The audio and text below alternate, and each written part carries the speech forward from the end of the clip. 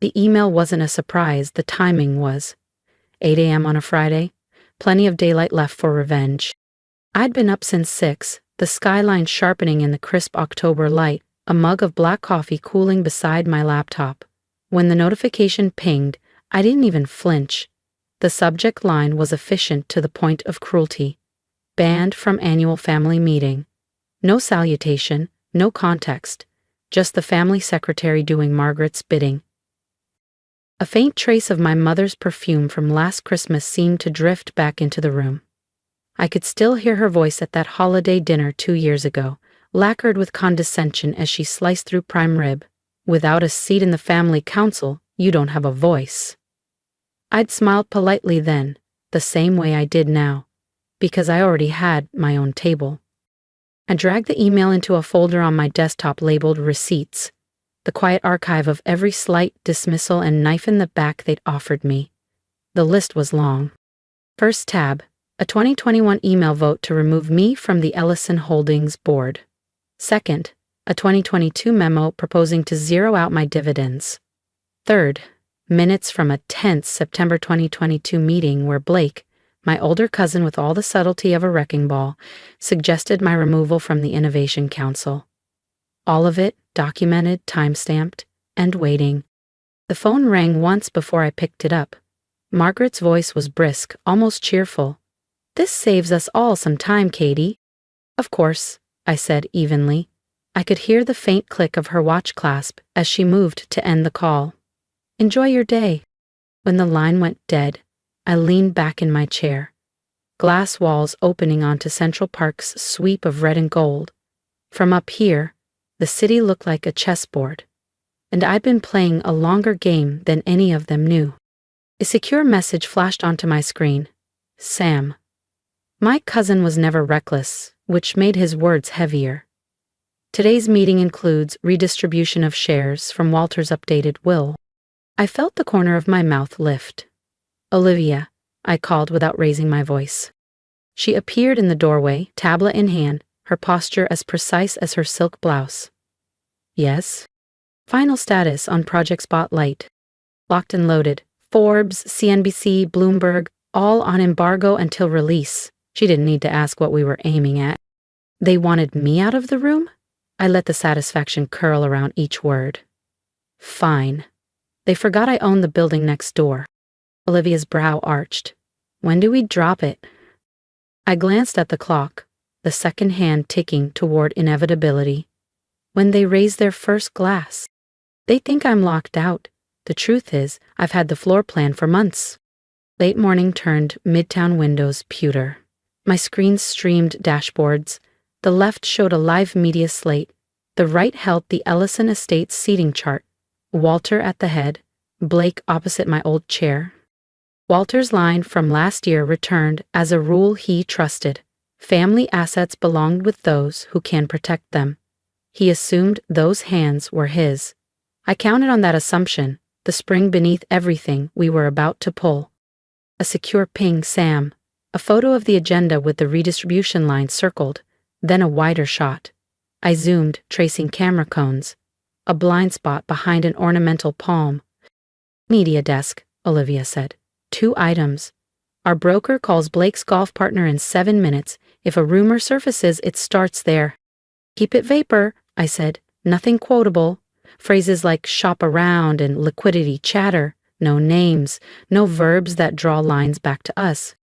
"Second, CNBC legal flagged the embargo," she added. "They want buffer for possible SEC noise." "How much?" "They floated 30, I offered 5 and sent counsel's letter. I'm not moving off 230. "Hold 230, I said. "If they blink, send the revenue run rate slide." Another ping. "Sam," voice low on the encrypted app. Side hall camera rotated toward catering. I nearly walked into it. "Switch from Route 3 to Route 1, I said, sliding the plan. "No photos unless the room's empty, audio only. If they ask why you're early, you're checking the AV feed to the annex." "Hopi," he whispered. Olivia's phone buzzed. "Broker executed," she said.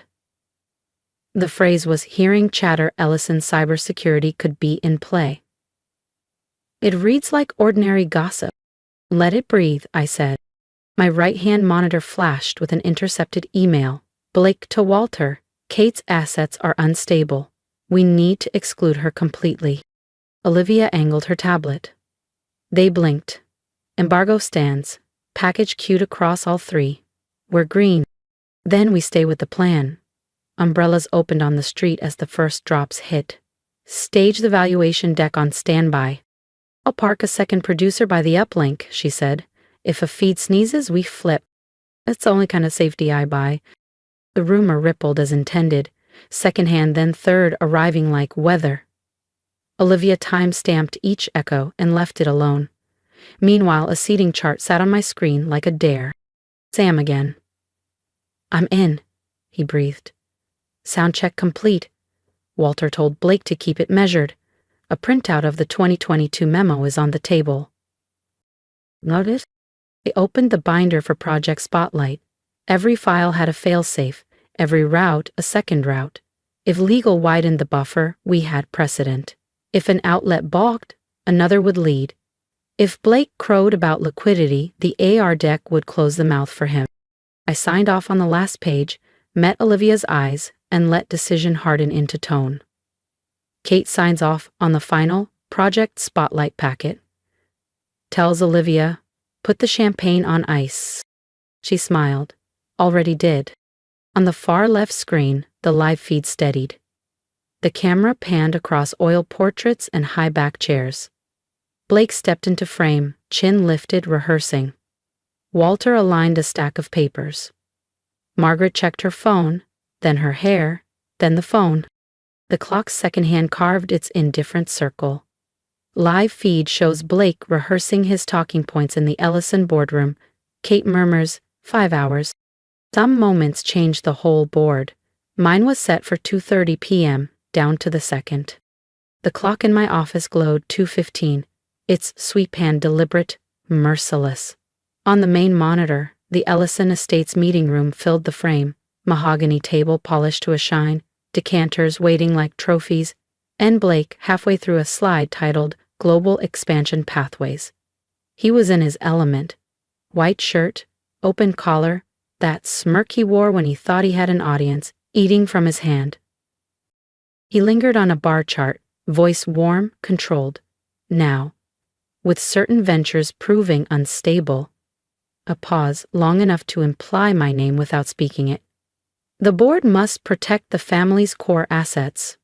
Margaret's approving nod was almost theatrical. Walter sat back, hands folded as if this speech was the final word. On my second screen, the receipts folder sat open, files fanned like cards in a game I already knew I'd win.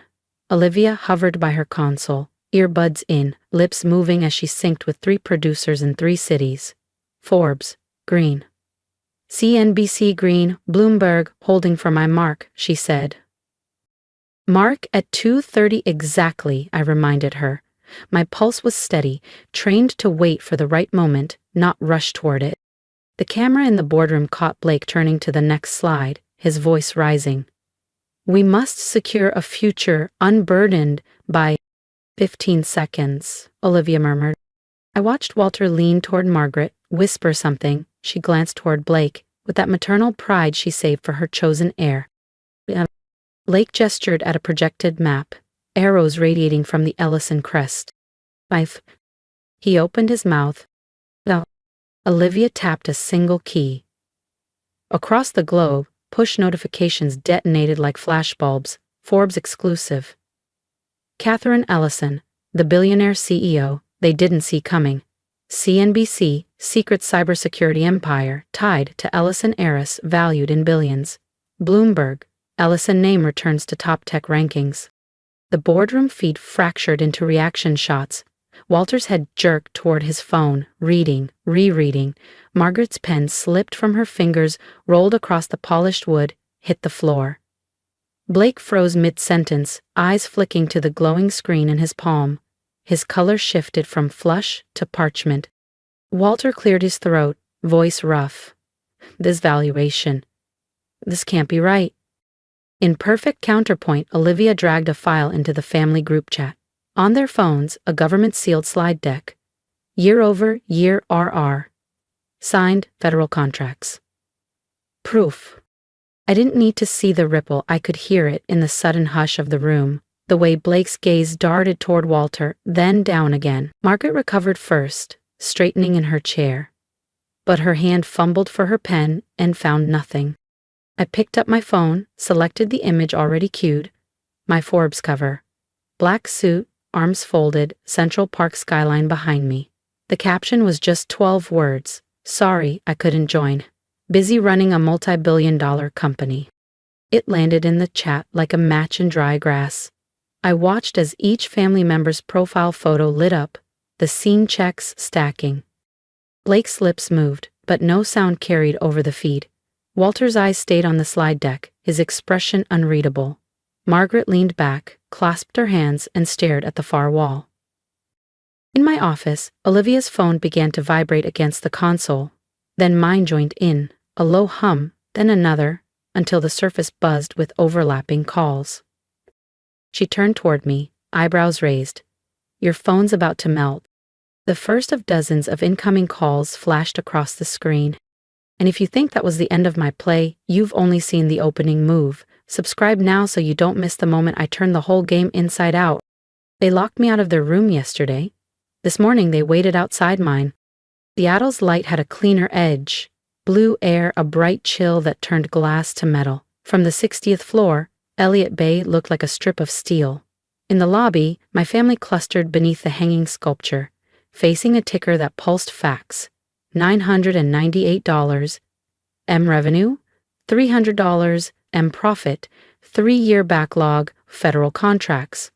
Shoes clicked, the fountain whispered. No one spoke first. Olivia in my ear. They're here. Walter upright, Blake pacing. Margaret checking the same message that never changes.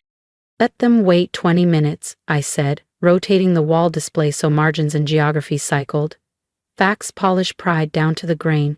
It isn't the strike that hurts, it's the shine after. I initialed a vendor's schedule and signed 2 compliance addenda.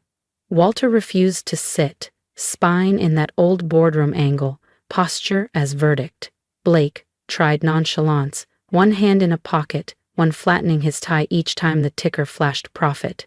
The feed caught his jaw when $300 reappeared, tight, grinding. Margaret tugged a scarf, then her composure, then the scarf again. A junior PM set water on the credenza and slipped out. The replica boardroom waited behind double doors, a measured twin of Connecticut. Same table, same chairbacks, oil portraits corrected to the order that had always bothered me. I didn't build it to needle, I built it to prove a principle. I didn't need their room, any room could be mine.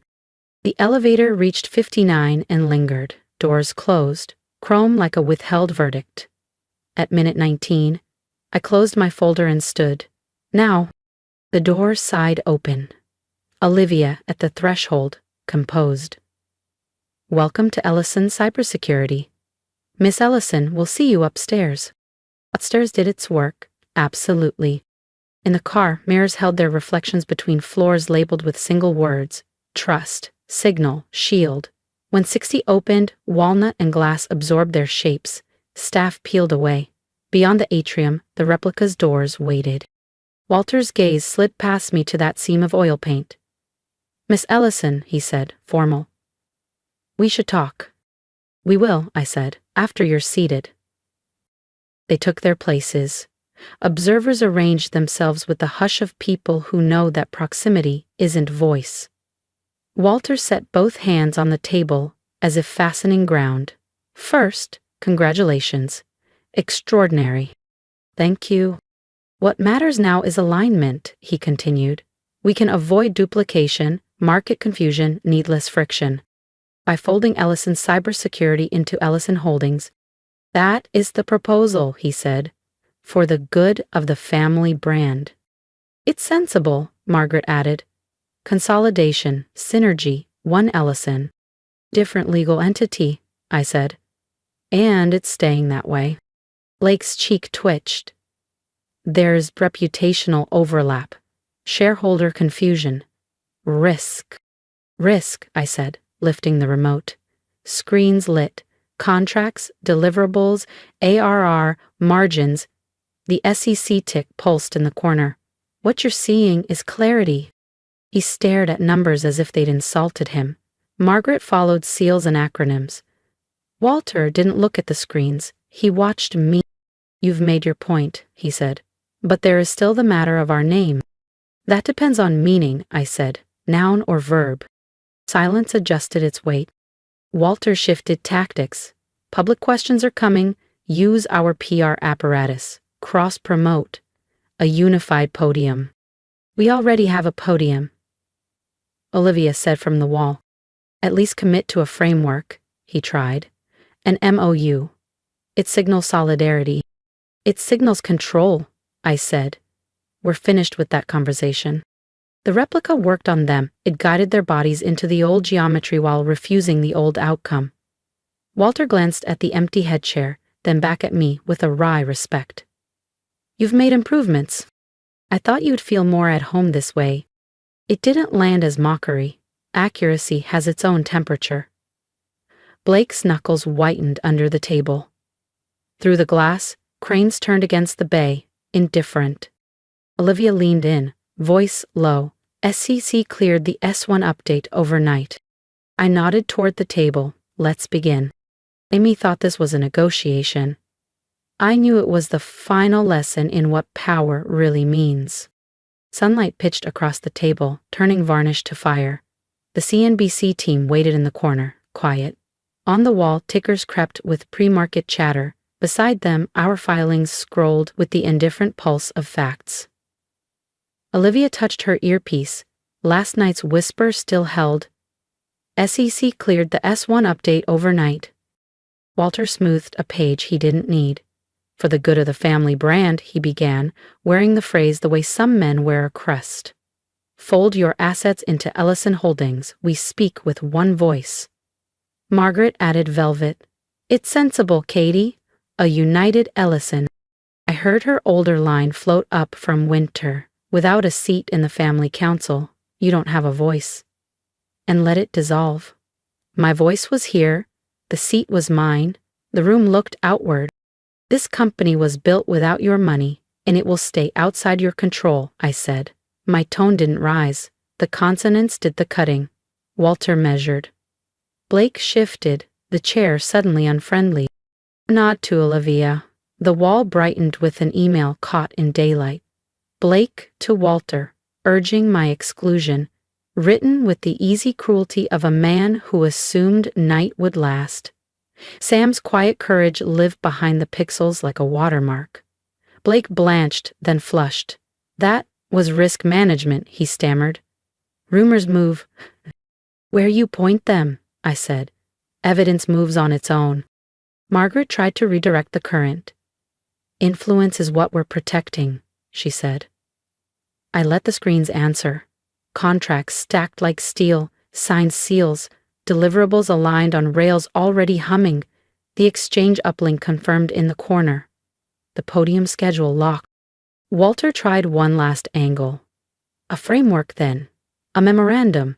It signals unity. It signals ownership, I said. That conversation is over. I turned the remote. Aurora Tower unfurled across the glass. Steel and sky breeding into a single line. The Ellison Estates roofline, small on the ridge, looked like a signature from an earlier draft. Tonight, I said, Aurora Tower will host a remote opening bell ceremony in partnership with the NYSE, the first ever in Seattle. Blake reached for protest and found only optics. It looks like you're beating, I said. Correct. I stepped closer until the tower filled my sight line. The light cinched tight around its edges. I had spent years watching them measure worth, by chairs and doors, and who held the key. I built a horizon. That tower isn't just taller, it's mine. The camera slid from my face to theirs, Walter's calculation settling into acceptance, Margaret's compromise folding in on itself, Blake staring at the email that had become a mirror. Back to the tower, where riggers unfurled a banner pane by pane, letters catching sunlight. For a breath the room held. not triumph so much as calibration. Revenge had been the rumor. The inventory was what remained. Olivia's shoulder touched mine, punctuation more than comfort. The crew chief raised 2 fingers. Ready. Steady. Kate walks toward the CNBC crew. Let's go make history. From the glass wall behind her, the family's reflection appears, spectators to her ascent, Aurora Tower gleaming in the background. Thank you for walking beside me. If my fight against silence and gatekeeping resonated, lend your voice. Support me, leave your thoughts for Kate below, and tell me which moment strengthened you. Here's my hard-won advice. Document everything. Choose timing over noise. Build rooms where doors are closed, and never trade autonomy for approval. Measure success by impact, not invitations. If you're underestimated, let that be fuel, not fate. Stand tall. We rise farther when we rise together. Stay with me.